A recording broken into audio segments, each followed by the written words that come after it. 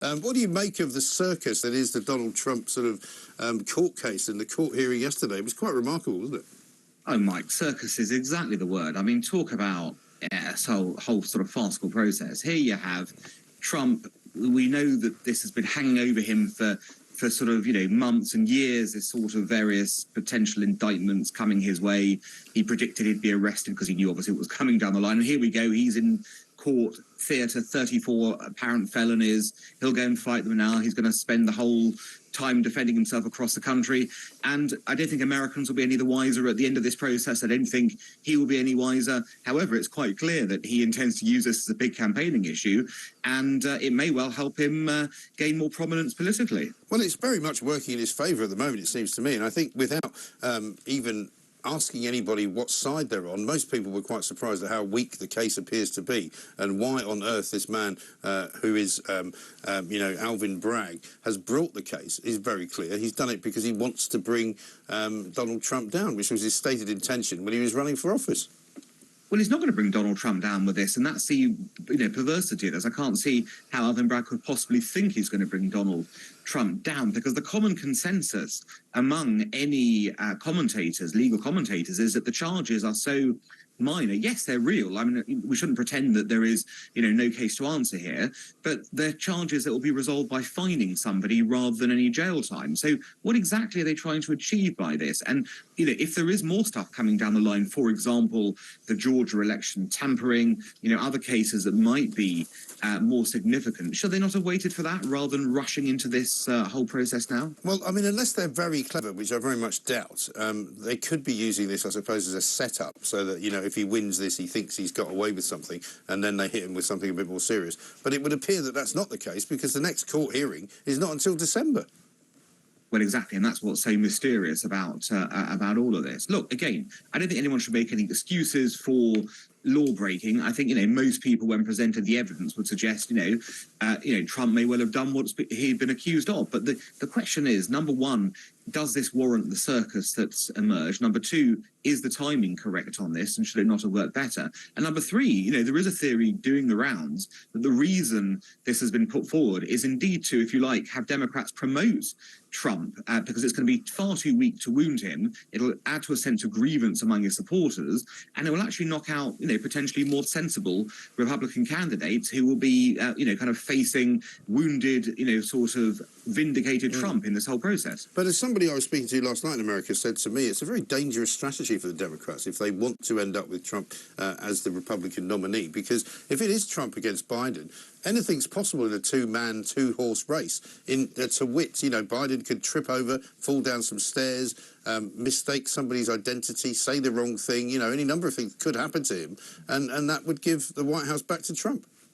Yeah, do you know what? I'd agree with you entirely there, Mike. Don't forget that in this country, when Jeremy Corbyn was elected Labour leader in 2015, there were a few people, I knew a few, who joined Labour precisely to engineer this outcome and thought, you know what, let's get Corbyn, it'll be a disaster. And then let's not forget, he almost won the 2017 general election.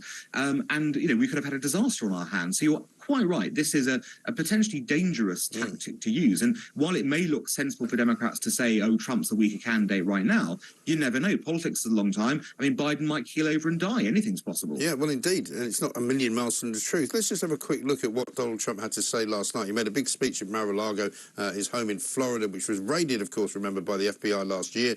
He flew back from New York after the arraignment hearing. And here's what he had to say about the process.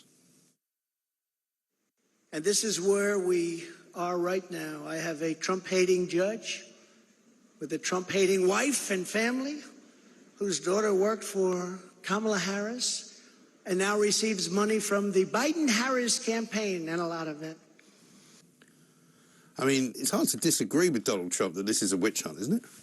Yeah, I mean, I think, again, look, there are legal issues that need to be resolved. There's no doubt about it. I don't think, pursuit of justice, if you like, is necessarily legal. But the way the Americans do pursuit of justice sometimes is clearly political. And that's, I think, is the question now. Like I said, if you're really after getting Donald Trump, this is not the way to do it, because at best he'll come away, with a slap wrist and a fine. And at worst, he may even, if you're, after him, he may be able to bat it off if he's got a coherent defence on this side. So the whole thing is puzzling to me. It really is very strange. Let's talk about Emmanuel Macron. Apparently he's tootled off to China to do something about French-Chinese relations. I'm not quite sure what for. What do you reckon he's up to? Well, no doubt, knowing the French, it'll be some commercial sort of deal he's looking to sign up. We often disdain the French, but actually they are remarkably successful at economic diplomacy.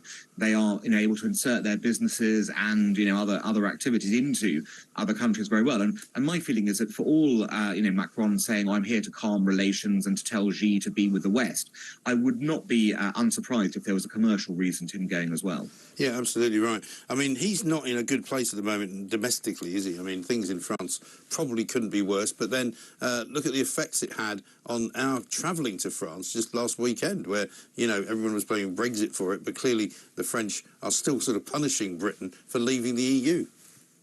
Well, absolutely. And let's look at this quite logically. I don't understand, I'm sure you don't either, how it is that when I arrive at Heathrow or another airport in this country, EU nationals can come in the same gates, the same electronic gates, Mike, that British citizens can, but when we go there, we are condemned to second-class status. Right. Why was there not a reciprocal agreement made by the government on this? Well, you do wonder, don't you? Yeah, it makes no sense. How are we giving them preferential status and we're being treated in a second-class way? I think it's shocking, actually. Yeah, well, I was talking to a caller yesterday who rang in and said it's all very well saying, well, Britain's now a third country. Well, so is Switzerland. But he flies to Switzerland on a regular basis and drives straight over the border into France. No border checks at all. Now, you can say that might be some agreement that they've made with the EU because they're not in it. But why have we not done that? Exactly. I don't get that. We are frequent travellers to the EU. We've got close connections with the EU. The EU claims to want a close relationship with us, even if we're not in it. Why would they make this a miserable process? And if they are making it a miserable process, and the government has been trying to negotiate, it should reveal to the British people that the Europeans are being difficult on this subject needlessly, because, as you've just said, Switzerland proves it can be done. Yeah, absolutely right. Let's talk a bit about Finland. They joined NATO yesterday. Long-running sort of wish of theirs to do so. Many people thought it might appear to be provocative to the Russians, but so far so good, right? Yeah, of course. But the Russians have got no real, potential thing they can do about this.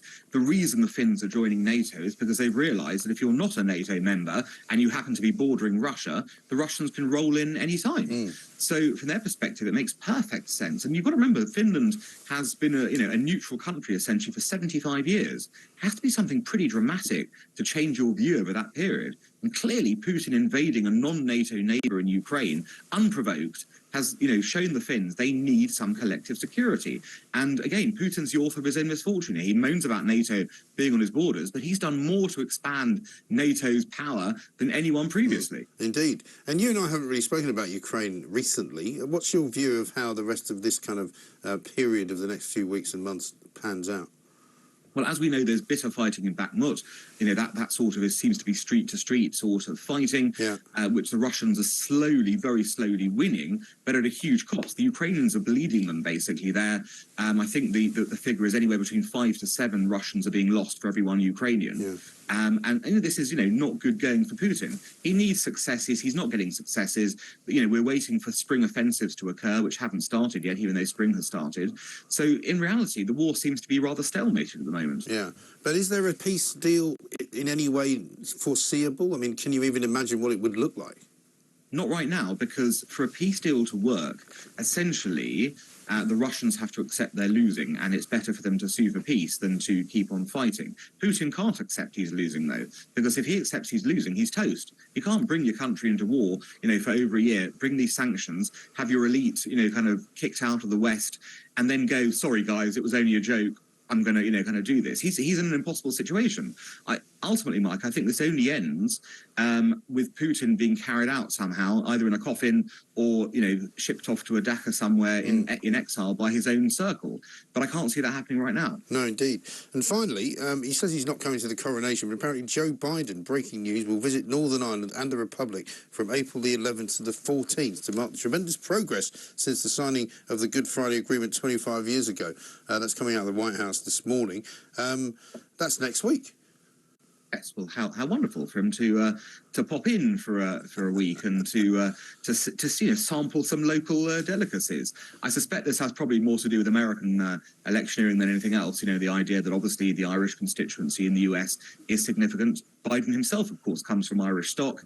There is a sort of kind of a look back in that kind of area, and it is interesting that Northern Ireland, Ireland have always been a key determinant of American interest in the UK. So I can understand why he's coming, but it is surprising he's not coming to the coronation. Well, I mean, it'll give us plenty of footage, I suppose, for next week's show, because when he went to Rolling Fork last week to commiserate with them about the tornado that hit them, called the place Rolling Stone.